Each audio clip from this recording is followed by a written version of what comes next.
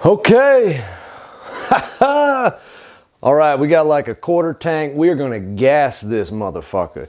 If you need to grab a notebook, get you a drink. Like I'm serious, y'all. Grab your friends, grab your family, grab whatever, grab your dog. Come gather around. Come on, come gather around. We're gonna draw the line today, y'all. And I'm gonna show you some magic today. Some life magic, some real life alchemy shit. Okay? I'm serious, y'all. By the end of this little training here, you are going to have a step-by-step process of how to take your biggest dream, whatever, and literally being able to break that all the way down into like, okay, what needs to happen today, and doing it all in a way that feels like you are doing nothing because you're just going with the flow and you're doing the things that you love to do. Because that was this little backstory before we get into this. So last year, and this is going to go back, these lessons are building on one another. This is going to go back to the questions, asking the right questions. Last year, for me, my primary question was, how do I do everything? Because whenever I try to just stick to one thing, people would tell me, bro, like, why don't you just do powerlifting? Or why don't you just do lifting? Or why don't you just make music? Or why don't you just do coaching? Or whatever. Whenever I try to just focus on one thing, I always felt like there was a piece of me that was not being nurtured. And I felt unfulfilled. I felt like I wasn't really being who I knew I was meant to be here. And so I asked that question, how do I do everything? And I got the answer. I studied a lot of Tony Robbins stuff in that period. And really, this big thing was like, yo, this is literally how you excel and how you improve on every single aspect of your life all at once, and creating a system around that. And so I did that. And I did get the answer to my question. I figured out how to do everything. The problem was I was literally doing everything. And so, long story short, by the end of the year, I burnt myself out because I was just doing everything. I had a system to do everything, and that's what I was doing. But then when I realized that I was just doing everything and I was just burning myself out, then I knew I had to ask myself a better question. And as I kind of sat with that, and you'll see how even within the system that we are building, which, by the way, this is what I'm going to give you today is kind of the big overview of literally the step-by-step process we're going to go in the certification program. And I'm just giving it all away. This is like pure value here. But obviously, you got to do something with it, okay? Whereas in the training, we're going to hold your dick. We're going to hold your hand. So by the end of it, I had to start asking a new question. And that question became, because something that I have learned is that, at least for me personally, I would much rather spend a whole day, a whole week, a whole month, if I had to, just sitting and meditating to figure out what the right question is. And so when I did that, when I went through that process, because again, your answers are only going to be as good as the questions that you ask. So the question that I came up with next was, how do I turn everything into just one thing? Because I recognize the power of just doing one thing. Because if you just put all your focus into one thing, then you're able to use all of your resources and literally just put everything into that one thing. So there's a lot of power in being able to dial in your focus like that. The challenge was, like I said, every time that I did just try to really dial in to just one thing, I felt like there were parts of me, pieces of me that weren't being nurtured, and I didn't feel fulfilled. And so that's when I started to try to do everything, and then I realized doing everything was literally, I was just spreading myself way too thin. So then, instead of just going back to, let me just focus on one thing again, I was like, no, okay, there has to be a better question here. And like I said, that question became, how do you turn everything into just one thing? Okay? So once I started asking that question, then I started getting some better answers. And this is a lot of what I'm going to show you right now, is how to take everything and just make it one thing, so that by focusing on that one thing, because you're only focusing on that one thing, you are actually doing and getting better at it and improving upon all the things. And there's this kind of cycle that we go through in this process where you intentionally, you get very, very deep, because it's easy to go deep if you go narrow. So we get very narrow, we get very specific, and then we go deep. And then once you get deep, then it's easy to open up into the breath. And then on the other side of that, the more of a breath that you get, it actually opens in the foundation. If you think of like a pyramid, you know, I'm just going to draw this. I'm going to leave this up here though, but I'm going to draw this. So if you think of, you can see over here, if you think of just like a pyramid, so you want to go deep, which then opens you up for the breath. And then the breath creates the foundation for the depth, which then opens up to a new breath. Okay? So you go, it's just a little concept I wanted to give you a little drawing for. But basically, you want to go deep, and then you can branch out.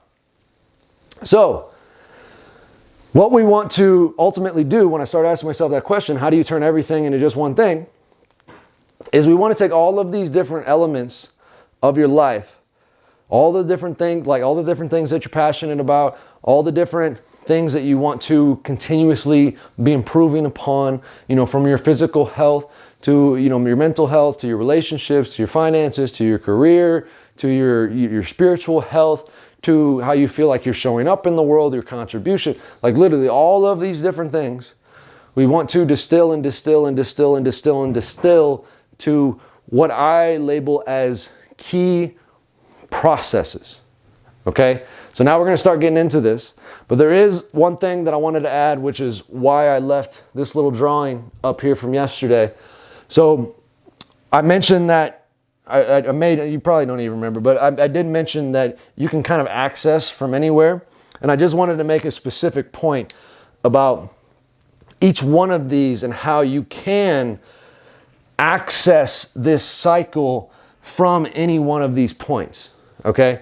So you can just take action. Like if you know that even if you don't really believe in yourself, or you haven't done any kind of that work, but if you just take action, which again is what a lot of people end up doing, then that in itself can lead to a result.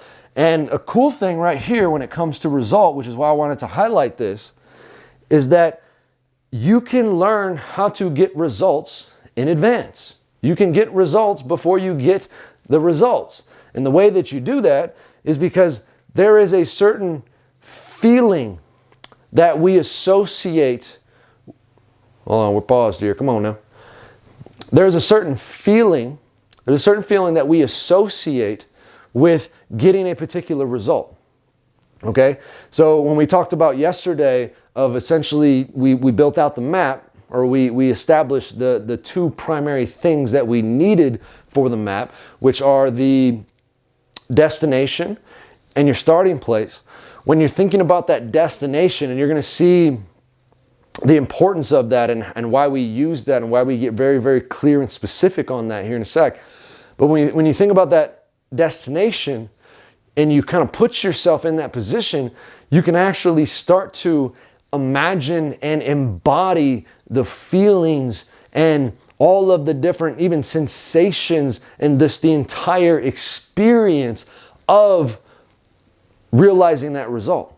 So in that way, you can get results in advance. What does it feel like to be in that position? This is a very powerful tool here, y'all.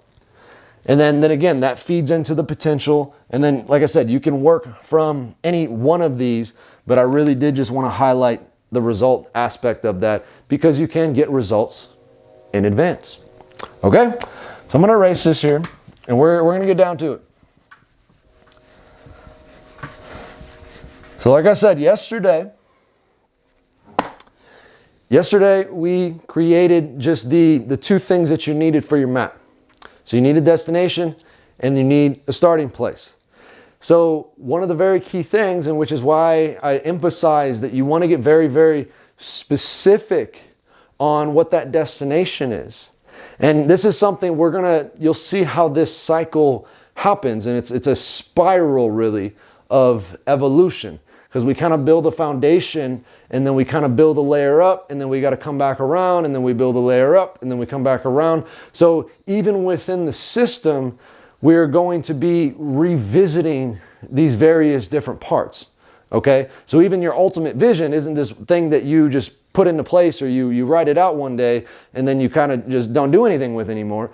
You'll see how it starts to come back in, and it continues to evolve as you do. So once you have that destination, the first thing that you've got to do is wait for it. You just got to do shit that you like to do. You got to do what you love to do. And again, I know that's a very kind of broad, like general thing, but I'm going to show you how we can actually use the benefit of the broadness. And I'm going to give you a couple different exercises that you can go through here to start to distill it down. And so purposely, when I was designing this curriculum, I wanted to make it so that it was very, very simple, so that you didn't necessarily need to have like any kind of other background knowledge, or you didn't have to necessarily rely on any kind of, external system to be able to identify these things. I wanted it to be something that you just by yourself, you could literally just, whether it's a whiteboard or a little piece of paper or in your phone, doesn't matter, you can do these things for yourself. And so the first step here, and you'll see how this all starts to build. Just I'm telling you, bear with me here. You'll see how this all builds. The first thing is you need to identify your key processes, okay? So we're gonna write that down. Key processes. And I define a process as something that it's not dependent upon anything else happening for the process to happen. Meaning, if you say you're going to go for a walk, really there's nothing holding you back. You don't have to wait for anything to happen. The stars don't need to align. Like, you should just go for a damn walk. You don't have to wait for anything to happen. Or going to the gym, or starting a garden, or meditating, or drinking some water, or literally anything. Anything that has to do with it, it's not dependent upon anything else happening, and it can still happen. That is what I would consider a process.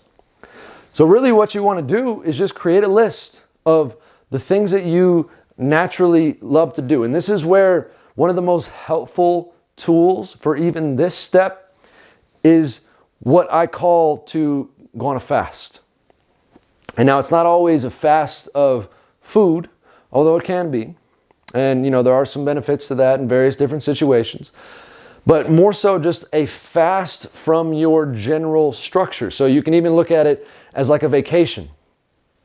But instead of like, what we typically associate as a vacation, in the sense that, you're going out and you're going somewhere and you're doing other things, purposefully taking a vacation from your normal day-to-day to intentionally just literally do nothing. And sometimes that can be the hardest thing that you could possibly do, because we're so used to just doing all these things, and we literally become identified. We grow our whole identity around the things that we do. But just taking time to step away from everything, and literally, like, I kind of space out different time periods, and we probably won't get into it today, but maybe tomorrow as we continue to build this, but we'll talk about rhythms and things like that. But I have these different rhythms and cycles where I will take intentional time where it's like I'm not doing shit.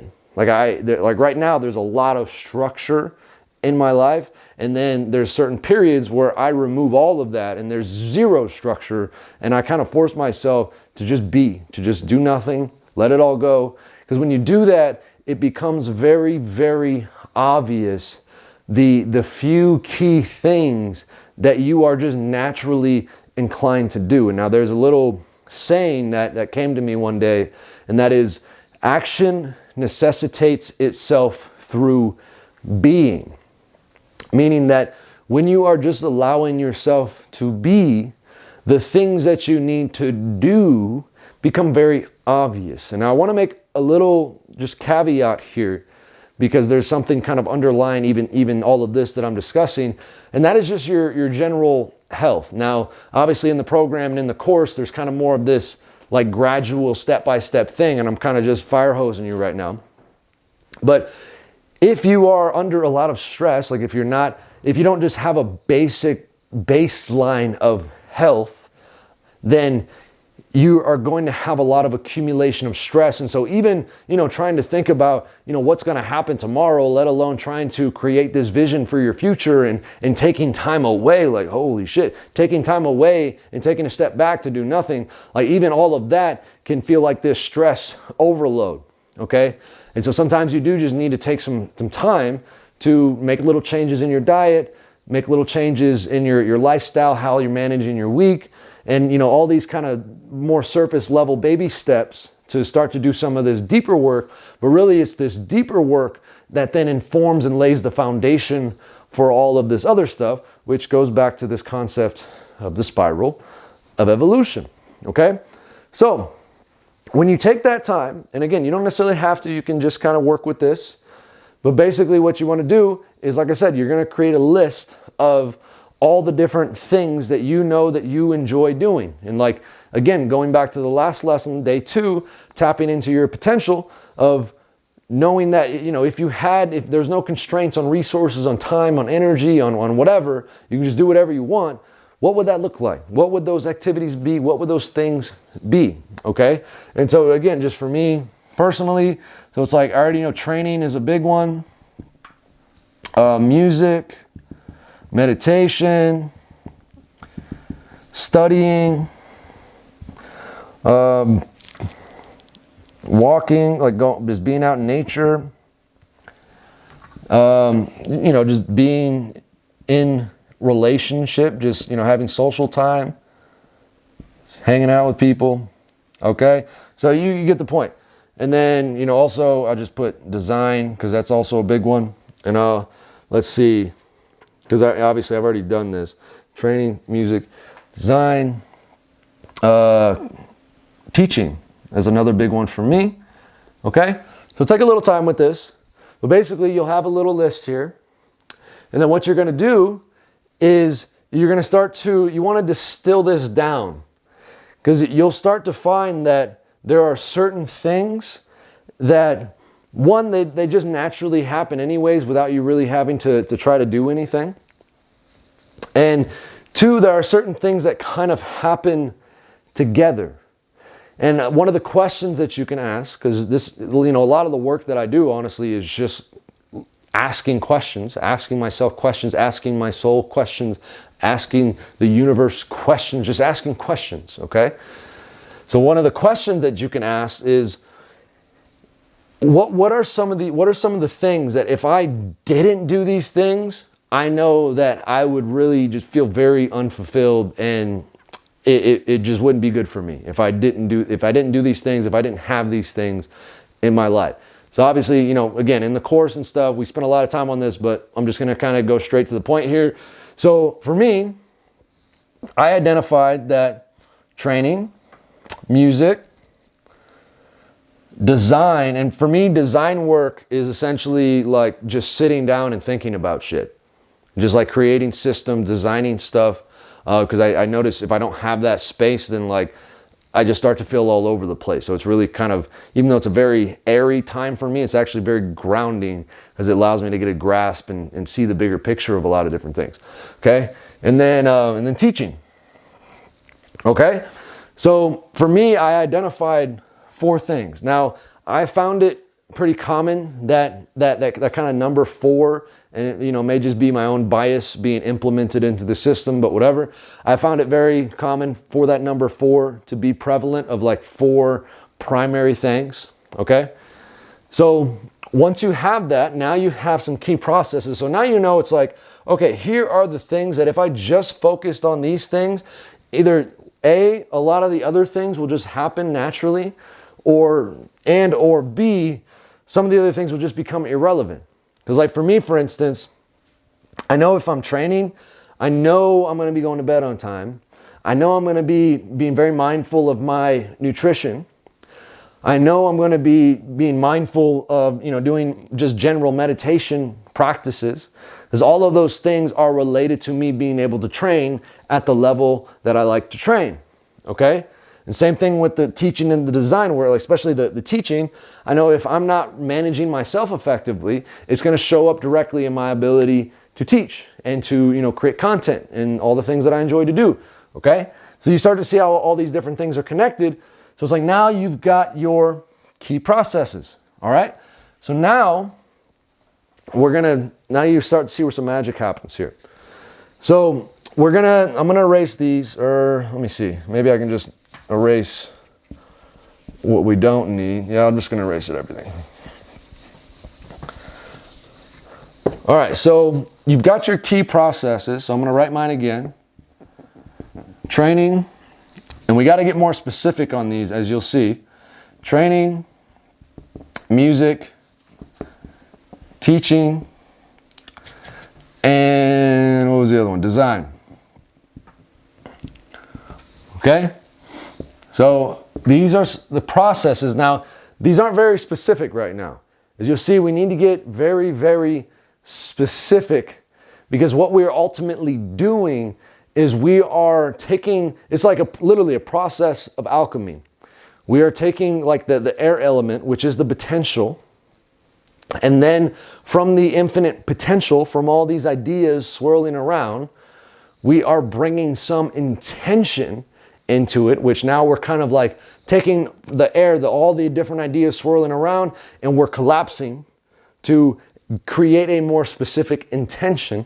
But a lot of times, most often really, intention still isn't very grounded. It's very intangible. Like an intention might be, I want to be the best that I can be, or I want to feel good, or I want to look good. All these things, which they're very meaningful subjectively, and they are, at least from my own personal point of view, they are the most important things. The intentions are the most important things, but they're hard to work with because it's not really measurable. And this is last year, when I was going through the whole process of just trying to do everything, a lot of what I was operating on was intention. And because of that, I didn't really have a clear way to know if I was making progress on the things that I was trying to make progress on, outside of just my own knowing. But there was no kind of system to be able to reverse engineer and to design some structure around and to measure things. Okay? So you'll see we have to get very specific with these. So now once you have these, now we need to kind of, again, the spiral, we need to take a bigger scope out, and we need to define what I call life types. Okay? And life types, they're very similar to archetypes, which are, you can define archetypes as, at least a simple definition that we can use right now, is just like a foundational element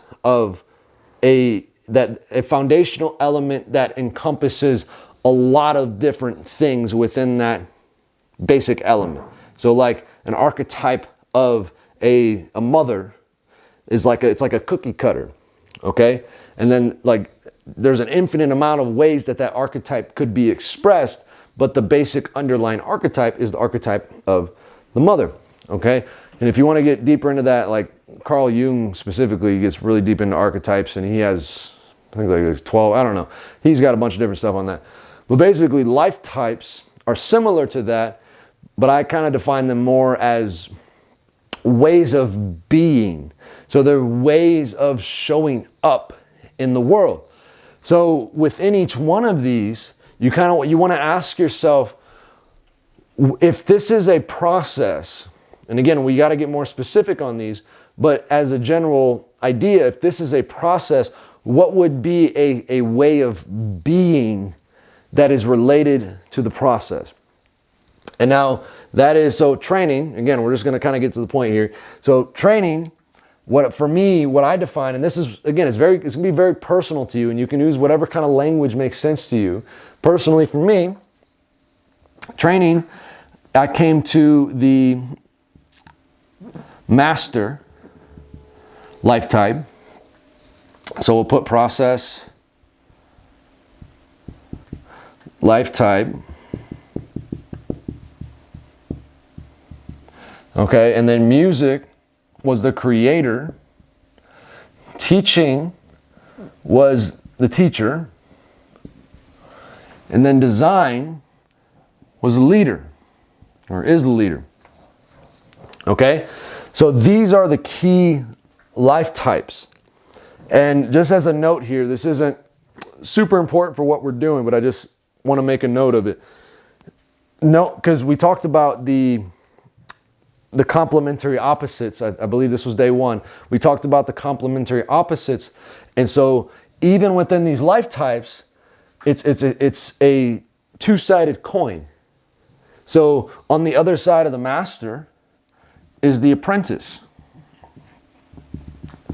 On the other side of the creator, and again, you can use whatever language that makes sense for you. I believe for this one, I called it the disruptor. On the other side of the teacher is the student. On the other side of the leader, what I came up with for me is a lover. Okay? So you've got both sides of these, but really this main one is what you want to pay attention to. So now what we're going to do, so now we're starting to distill this here, okay?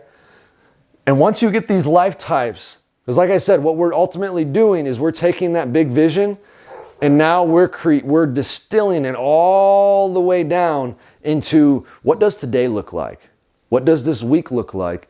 And how do I formulate all of that in a way that is just a natural extension of me just doing what I would naturally do anyways, okay? And so, yeah, okay, yeah, we are gonna erase this. If you want to take a picture or something, go for it. There you go. I'm gonna erase this.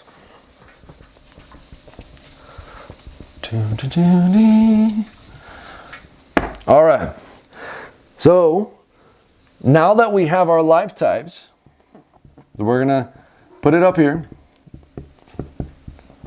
I'm going to show you how to break down the life type into what I call the Divine Nine. Now, this is an adaptation from Tony Robbins. He calls it the Magnificent Seven, but I've kind of like modified it, as you'll see, added a couple things and made it more suitable to really what we're trying to do here. But if you want to just even get deeper and deeper into just the underlying framework, go study Time of Your Life. It's an audio course by Tony Robbins. You can go check that out. So life type. So we're just going to pick one. We're going to pick, we'll pick the master, apprentice. Okay. Let me get a different color going on here. Do this green guy.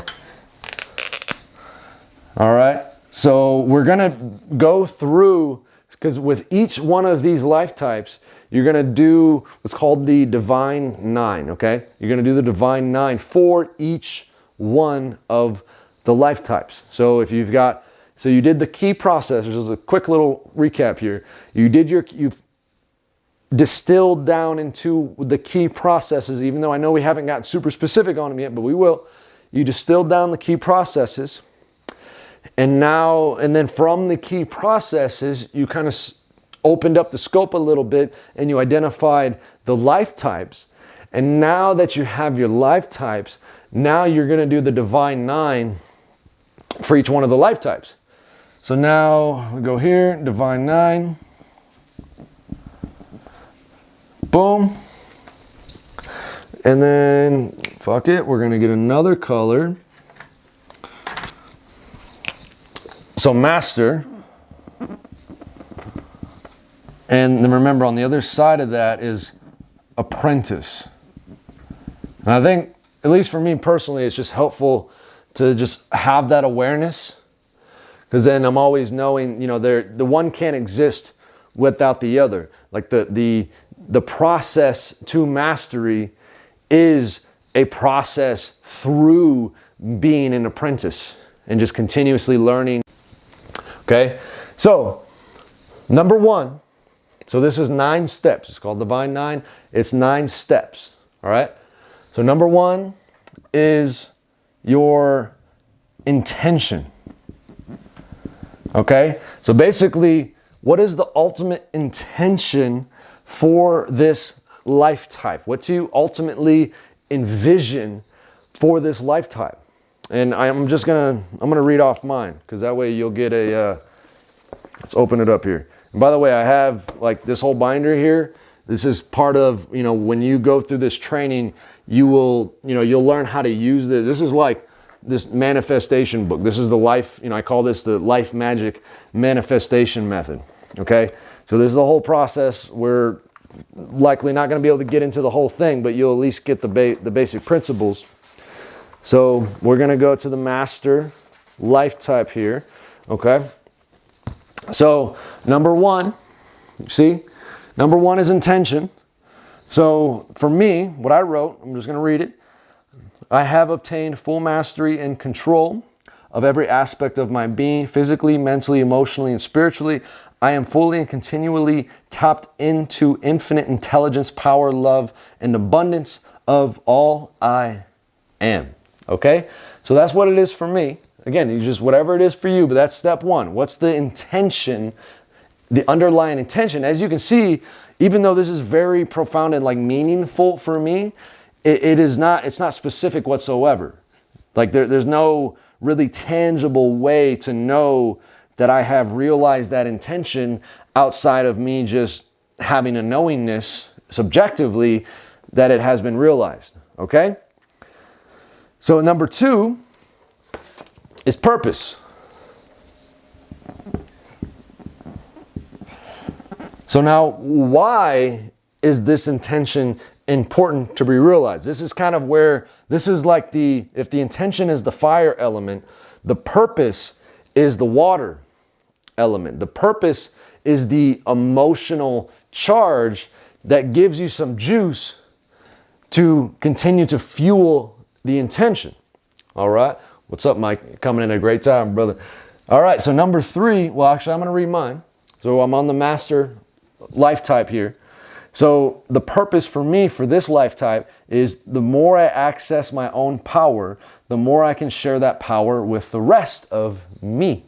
All of us, everybody. Okay. So that's the purpose. And then number 3, this is when we bring in the earth element. All right. So number 3 is the ultimate result. Now this is where shit starts to get really powerful, because now we want to create, and literally you can make this up. It doesn't it's an arbitrary measurement, but it is a measurement because we want something tangible here to be a physical representation of the realization of the intention. Okay? So the ultimate result is what is basically, you're asking yourself the question, what is the tangible, measurable, I can witness it, I can see it, it happened, I can check it off a box. What is the ultimate result that is a physical representation of the realization of the intention, which is intangible? So for me, I will just read this off. So my ultimate result for the master life type for me is I am a world champion of the game of life.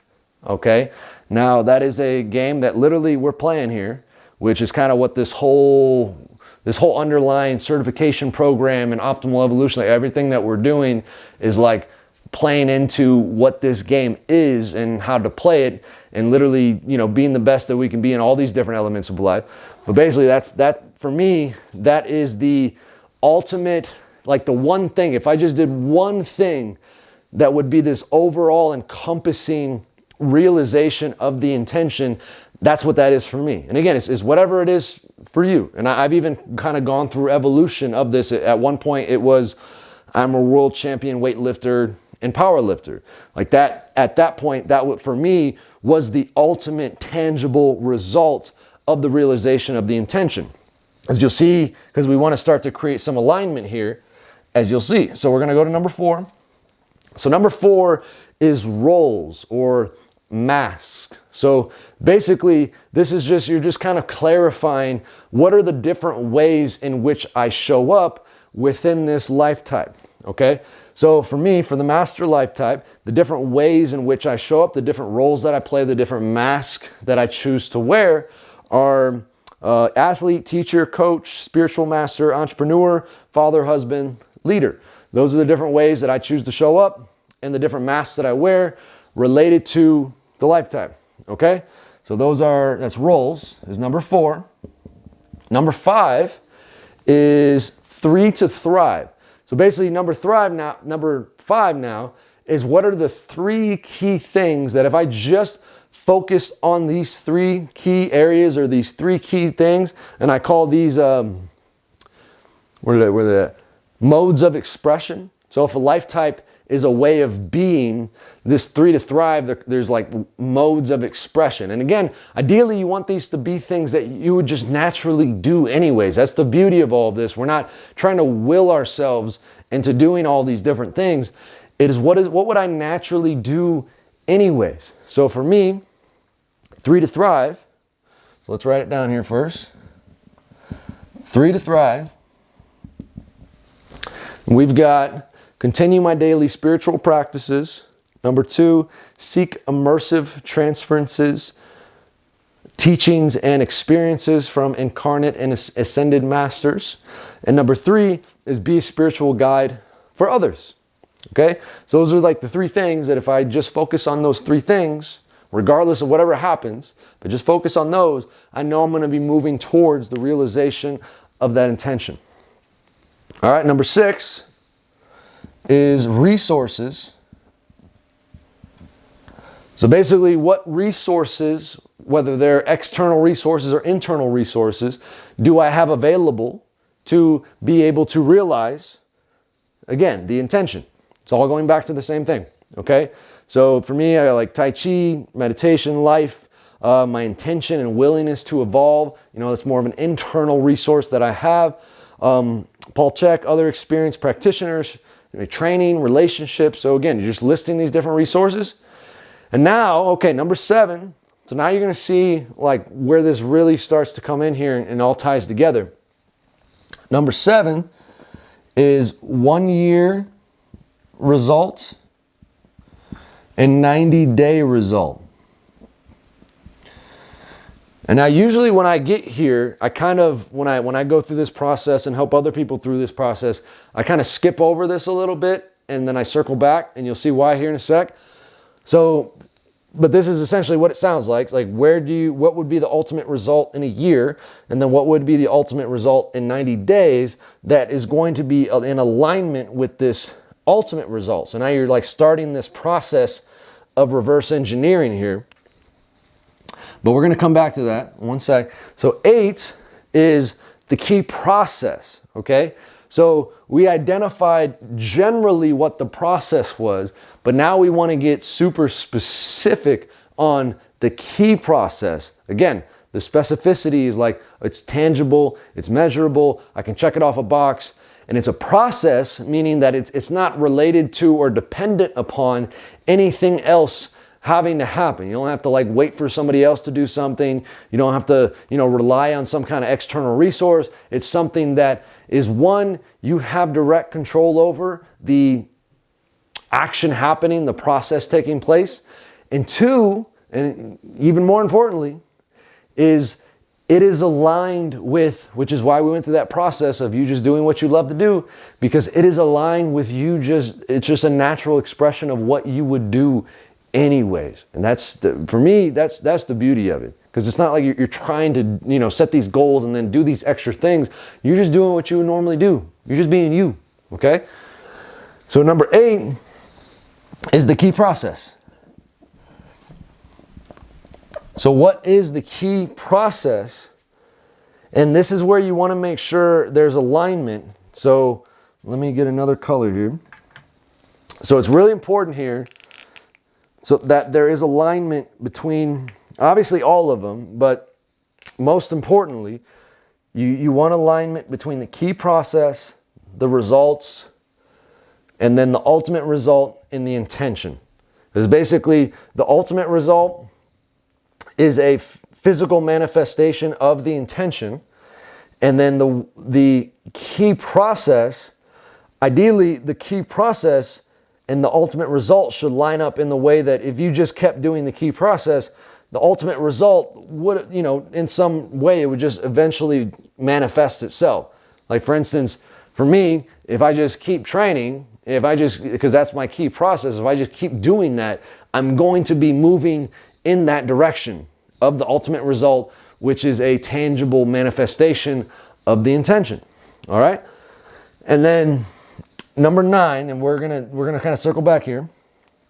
Number 9 is KPI and frequency.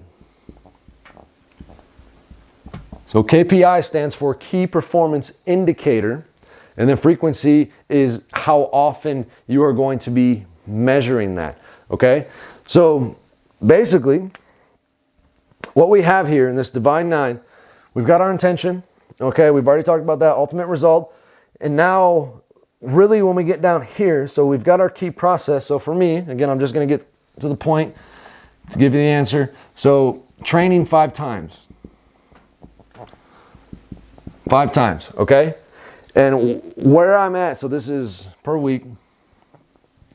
So training 5 times per week is my key process for this lifetime.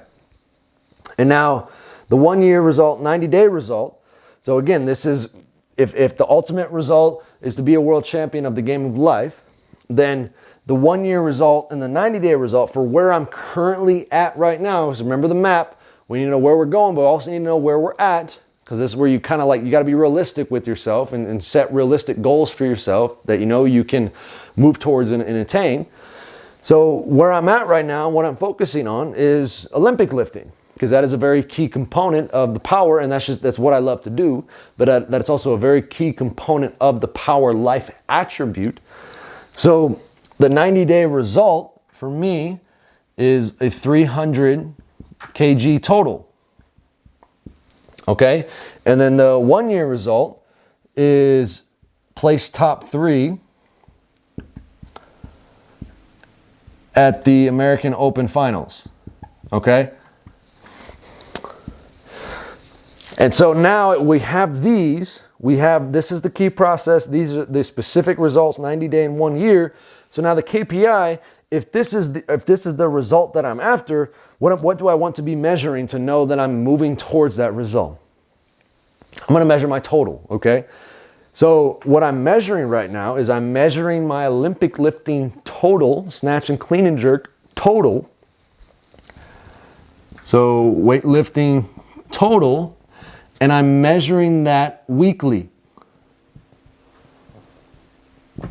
Okay? So now, I'm just, we're going to kind of conclude it here. We're going to wrap it up. But essentially now, I know exactly what I'm doing. And now this informs our whole mode of how we train and how we create these different rhythms and cycles in our lives, and then how we can start to implement not only just the physical training, but the training for all of the different other elements that we are going to be trying to improve upon. All right.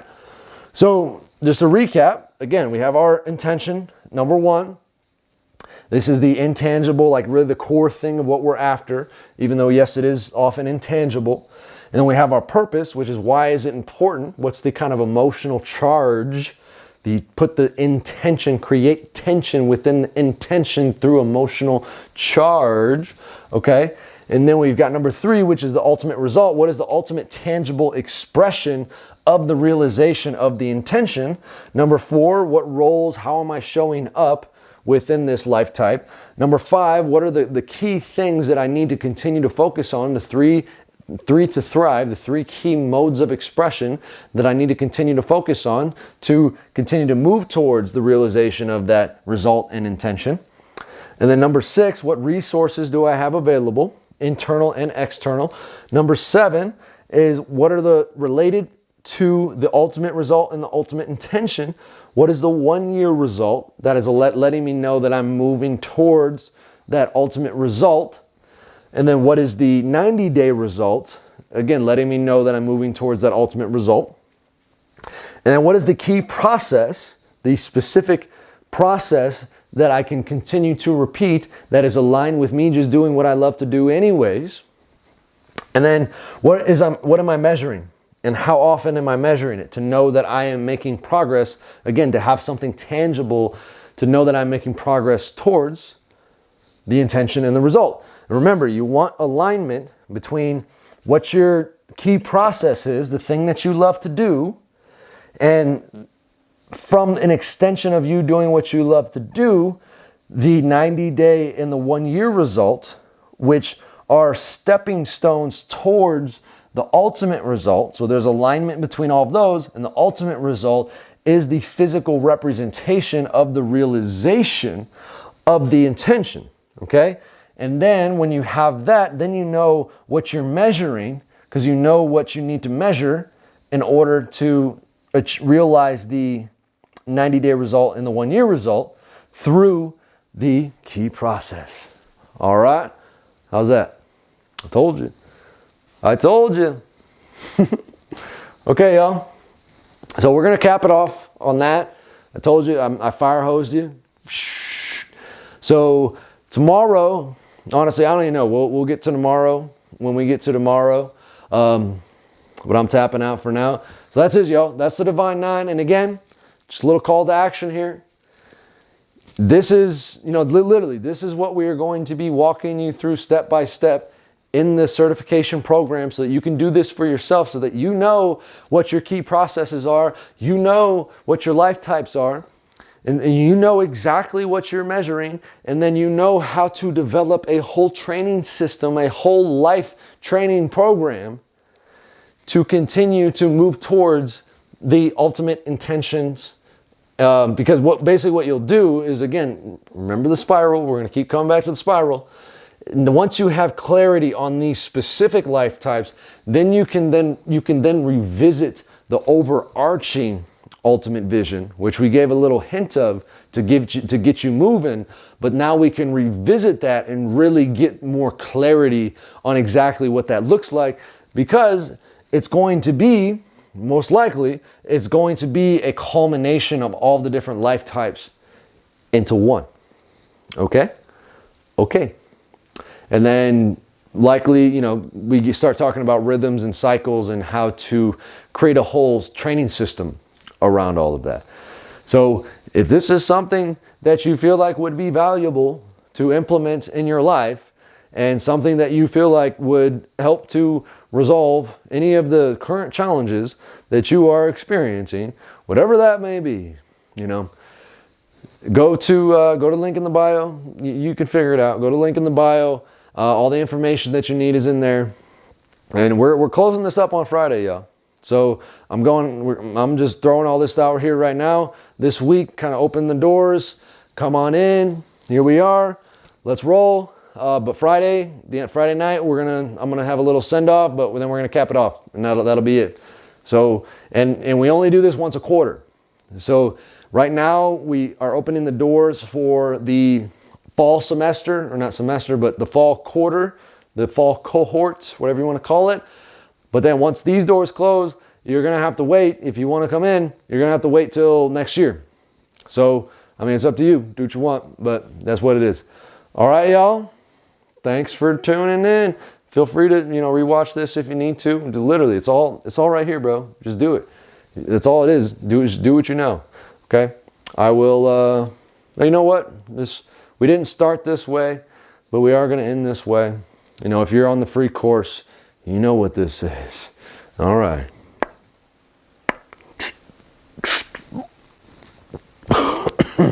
So we'll go 3-way honor.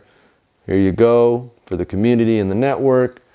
Here you go for the video that I don't know who's going to watch. And then here you go, Instagram. Nice. Okay. Peace. See y'all. Love, love.